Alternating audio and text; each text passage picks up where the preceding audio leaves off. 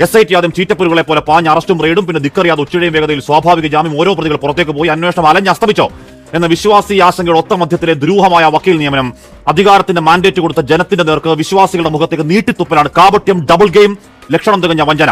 എന്നെ കഷ്ടല്ലേ, common sense ഇല്ലാത്തതിന്റെ കുഴപ്പേ. 9ാം പ്രതി സാക്ഷാൽ ഭണ്ഡാരിയുടെ വക്കീലാണ്. കോൺസ്പിറസി നാറുന്ന ഈ സ്പെഷ്യൽ പ്ലീഡർ നിയമന ഉത്തരവടക്കം കയ്യോടെ തൂക്കിയപ്പോൾ ഗത്യന്തരമില്ലാതെ UDF യൂട്ടേണിൽ മലക്കം മറിഞ്ഞാൽ അങ്ങ് തിരുവന്നാണോ? ഞങ്ങളുടെ ബുദ്ധി. ഇപ്പോഴും ഉത്തരമില്ലാത്തൊരു ഓൺഗോയിങ് കേസിൽ ഇനിയും കുറ്റപത്രമാകാത്തൊരു കേസിനെ സ്വാധീനിക്കത്തക്കവണ്ണം ഇല്ലാത്തൊരു പദവിയിൽ ആ കുടിയിരുത്തൽ മാലഫൈഡ് ഇന്റൻഷൻ എന്തെന്ന് ഈ കേരളത്തിൽ അറിയണം, വ്യക്തമായി പറയണം മുഖ്യമന്ത്രി. 5 വർഷം അക്കാലത്ത് പറഞ്ഞതൊക്കെ അട്ടത്ത് വെച്ച് അളിയൊരു അധികാര കസേര, PMC ഇപ്പൊ ചോദിച്ച RSS ഇല്ല, ഗോൾവാൾക്കറും ഇല്ല, നിലപാട് വിഴുങ്ങിയ തത്താപുത്ത വിളിച്ച മുദ്രാവാക്യങ്ങൾ, പാടിയ പാരടി അടക്കം വോട്ട് തട്ടാൽ ഉടായ്പെങ്കിൽ ആ വിശ്വാസി നെഞ്ചിൽ കൈവച്ച് പറയുന്നു, അയ്യപ്പനോട് കളിക്കല്ലേ കോൺഗ്രസ്. എന്തിന് കഷ്ടകാലം ആരംഭിച്ചോന്നറിയാലോ. ഇപ്പൊ ശരിയാണ്, നിങ്ങൾ അധികാരം ഏറ്റെടുത്ത് അധികം നാളായിട്ടില്ല, 10-25 ദിവസമായിട്ടുള്ളൂ, സർക്കാർ ഹണിമൂൺ ഒക്കെ മനസ്സിലാക്കുന്നു. പക്ഷേ ഇതങ്ങനെയാണോ? കയ്യോടെ പിടിച്ചപ്പോൾ രാജിവെപ്പിച്ചുകൊണ്ട് തീരുവോ CVR-നു? ആ നിയമനത്തിന് പിന്നിൽ യഥാർത്ഥത്തിൽ എന്തായിരുന്നു അതിന്റെ ദുരൂഹ ലക്ഷ്യം എന്ന മറുപടി കേരളത്തിന് അറിയണ്ടേ? ശ്രീനു, ദുരന്തോ എക്സ്പ്രസ് ഇവിടെ ഉണ്ടായിരുന്ന പിണറായി വിജയനല്ല ഇപ്പോൾ കേരളത്തിലെ മുഖ്യമന്ത്രിയാണ്. പിണറായി വിജയനെ കുറിച്ച് അദ്ദേഹത്തിന്റെ സജീഷ് അടക്കമുള്ള അനുയായികൾ, ആരാധകർ ധരിച്ചു വെച്ചിരിക്കുന്നത് അദ്ദേഹം ഒരു ദൈവമാണെന്ന്, തെറ്റുപറ്റാത്ത ഒരാളാണെന്ന്. അതുകൊണ്ട് നീ വിഷയത്തിൽ നിന്ന് വെറുതെ വഴുതി മാറില്ലേ. നമ്മുടെ നാട്ടിൽ പഴഞ്ചൊല്ല് പോലെ പിണറായി വിജയൻ ഒരു തീരുമാനമെടുത്താൽ തല പോയാലും തിരുത്തില്ല എന്നൊക്കെ പറയുന്നത് അത് ജനാധിപത്യത്തിൽ വലിയൊരു കാര്യമൊന്നുമല്ലെന്നേ. നിലപാട് ഏതെങ്കിലും തരത്തിൽ നിലപാടിൽ തിരുത്തേണ്ടതാണെങ്കിൽ തിരുത്തണം. കണ്ടോ, ഇയാളാ തിരിയാത്ത പേരടിക്ക് നോക്കി ഒരു ഒറ്റ അടിയടി കോയക്കാം. സാങ്കേതികമായ ന്യായം പറഞ്ഞ് അതിൽ കിടന്ന് ഊഞ്ഞാലാടുകയല്ല വേണ്ടത്. ഇവിടെ ഇത്തരം ചില വിമർശനങ്ങൾ ഉണ്ടാകുമ്പോൾ ഞങ്ങൾ ആ വിമർശനങ്ങൾ കേൾക്കാൻ തയ്യാറാകുന്നു. ഈ ഗവൺമെന്റ് വരുമ്പോൾ തന്നെയുള്ള മാറ്റം എന്താ?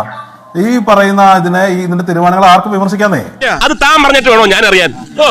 ഇപ്പൊ കോൺഗ്രസ്സുകാർ ഉൾപ്പെടെയുള്ള ആളുകൾ വിമർശനത്തെ തിരുത്തും ജനാധിപത്യത്തിന്റെ ഭംഗി പറയല്ലേ? ഇവിടെ പ്രശ്നം എന്താണ്? ഇവിടെ പ്രശ്നം ഒരു കേരളം ഞെട്ടിയ നിർണായകമായ ഒരു കേസിൽ, തെരഞ്ഞെടുപ്പിൽ രാഷ്ട്രീയ പ്രാധാന്യമുള്ള നിർണായകമായ ഒരു കേസിൽ അതിൽ ഏറ്റവും പ്രധാനപ്പെട്ട പങ്ക് സംശയിക്കുന്ന ഒരു സ്ഥാപനത്തിന്റെ വക്താവ്, അതിൽ 9ാമത്തെ പ്രതിയുടെ വക്കീൽ, ആ കേസിന്റെ മൊത്തം ചുമതല ഏൽപ്പിക്കുന്നത് എന്താണ്? സ്പെഷ്യൽ പ്ലീഡർ ആവുകയാണ്. ഇവനെ സൂക്ഷിക്കണം, ഇവനതിൽ എന്തോ കൈയുണ്ട്. ഇല്ലാത്തൊരു പദവിയിൽ ഉണ്ടാക്കി. എന്തായിരുന്നു ലക്ഷ്യം? ആരാണ് പിന്നിൽ എന്നറിയണ്ടേ? CVR-നൂപ് തെറ്റും തിരുത്തലൊക്കെ നിൽക്കട്ടെ. ഹാഷ്മി, താങ്കൾ പറഞ്ഞ കാര്യങ്ങൾ, അങ്ങ് ഉന്നയിച്ച വാദങ്ങൾ ഗൗരവത്തോടു കൂടി പരിഗണിക്കപ്പെട്ടത് കൊണ്ടാണല്ലോ ആ അദ്ദേഹത്തിന്റെ ആ ലീഡർഷിപ്പിന് 24 മണിക്കൂറിന്റെ ആയുസില്ലാതായി പോയത്. അല്ലെങ്കിൽ ഞങ്ങൾക്ക് സാങ്കേതികമായി അദ്ദേഹം വിദഗ്ധനാണ്, അദ്ദേഹത്തിന്റെ ട്രാക്ക് റെക്കോർഡ്, അദ്ദേഹത്തിന്റെ പ്രൊഫഷണൽ എക്സ്പീരിയൻസ് എന്നൊക്കെ പറഞ്ഞ് ഞങ്ങൾക്ക് കിടന്ന് മെഴുകാമായിരുന്നല്ലോ. ഞങ്ങൾ അതിൽ നിന്നിട്ടില്ല. ഞങ്ങൾ എന്താണ് പറഞ്ഞത്? ഞാൻ പറഞ്ഞല്ലോ, ഒരു ജനാധിപത്യം ഇപ്പോ 100 പേര് ഇത്രയധികം പേരുള്ള പ്ലീഡർ തസ്തികയിനകത്ത് എല്ലാ നിയമനങ്ങളും ഈ പറയുന്ന മുഖ്യമന്ത്രിയുടെ ഓഫീസ് അല്ലെങ്കിൽ കൺസേൺ മന്ത്രിയുടെ ഓഫീസ് അറിഞ്ഞുകൊള്ളണമെന്നൊന്നുമില്ല. നിയമനങ്ങളിൽപ്പെട്ടതല്ല താങ്കൾക്ക് അറിയാത്തതല്ലോ.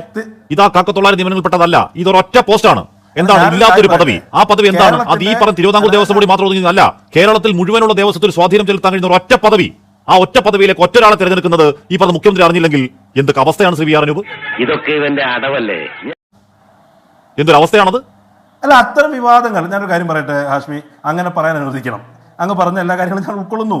അത്തരം ഈ പറയുന്ന ഇത്തരം ആരോപണങ്ങൾ ഉയർന്ന ഘട്ടത്തിൽ തന്നെ അത്തരം ആരോപണങ്ങൾ ഉണ്ടാകാനിടയുള്ള സാഹചര്യങ്ങളെ പോലും പരിഗണിക്കണം ഒരു സർക്കാർ എന്ന് ഉറപ്പുള്ളത് കൊണ്ടല്ലേ ഞങ്ങൾ അതിനെ 24 മണിക്കൂർ പോലും ആയുസില്ലാതെ പിൻവലിക്കപ്പെട്ടത്. മുൻകാലത്ത് ഇത്തരം സാഹചര്യങ്ങളിൽ ഇവിടെ LDF എടുത്ത സമീപനം എന്താ? അല്ല, മുൻകാലത്തെ സമീപനം തുടരാനല്ലോ സാർ നിങ്ങളെ സർക്കാർ അധികാരത്തിലേക്ക് എത്തിച്ചത്. ഇവിടെ പോറ്റിയെ കയറ്റിയെ എന്ന പാട്ട് താങ്കൾക്ക് ഓർമ്മയില്ലാത്തതല്ലോ, താങ്കൾ പാടാത്തതല്ലോ. സത്യമാണെങ്കിലും എനിക്ക് അംഗീകരിച്ചു കൊടുക്കാൻ പറ്റുമോ? അത് ആഞ്ഞു മുഴങ്ങിയത് ഓർമ്മയുള്ളതാണല്ലോ. സർക്കാർ വരുമ്പോഴേക്കും ഈ പറയുന്ന യഥാർത്ഥ പ്രതികളെ ശിക്ഷിക്കും എന്ന് നിങ്ങൾ എന്താണ് വാഗ്ദാനം നടത്തിയതാണല്ലോ. എന്നിട്ട് ആ വാഗ്ദാനം നടത്തി അധികാരത്തിലേക്ക് വന്നവർ ആ കേസിൽ ഏറ്റവും പ്രധാനപ്പെട്ട ആളെ പിടിച്ച് പ്രധാന പദവി കൊടുത്തത് എങ്ങനെയാണ്? അതിന് താല്പര്യം എന്തായിരുന്നു പറയണ്ടേ? ഞങ്ങളൊന്നും കാണുന്നുമില്ല, കേൾക്കുന്നുമില്ല. ഞങ്ങൾക്ക് അത് ഓർമ്മയുള്ളത് കൊണ്ടാണ്, ഞങ്ങളുടെ ഓർമ്മ ഹ്രസ്വമല്ലാത്തത് കൊണ്ടാണ്, ഞങ്ങൾ ഈ പറയുന്ന വിശ്വാസികളുടെ മുഖം ഓർമ്മിക്കുന്നത് കൊണ്ടാണ് ഇത്തരം കാര്യത്തിൽ ഇത്തരൊരു നടപടിക്രമം ഉണ്ടായി. ഞങ്ങൾ എന്താണ് ചെയ്യേണ്ടതെന്നേ? ഇത്തരം നടപടിക്രമങ്ങൾ ഉണ്ടായപ്പോൾ അതിനെ കുറിച്ചുള്ള വിമർശനങ്ങൾ പൊതുമണ്ഡലത്തിൽ ഉയരുമ്പോൾ ഞങ്ങളത് കേൾക്കാൻ തയ്യാറാകുന്നുണ്ട്.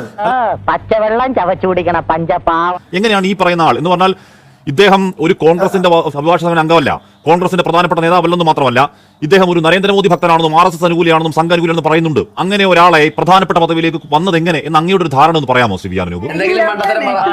ഇത്ര അധികം വരുന്ന പ്ലീഡർമാരുടെ നിയമനത്തിൽ അവരുടെ A to Z എന്ന് പറയുന്നത് വകുപ്പ് മന്ത്രിയോ മുഖ്യമന്ത്രിയോ അറിഞ്ഞിരിക്കണമെന്നില്ല. പക്ഷേ ഇത് വിവാദമാകുന്ന ആദ്യത്തെ സാഹചര്യത്തിൽ ഉടനടി ആക്ഷൻ ഉണ്ടാകുന്നു.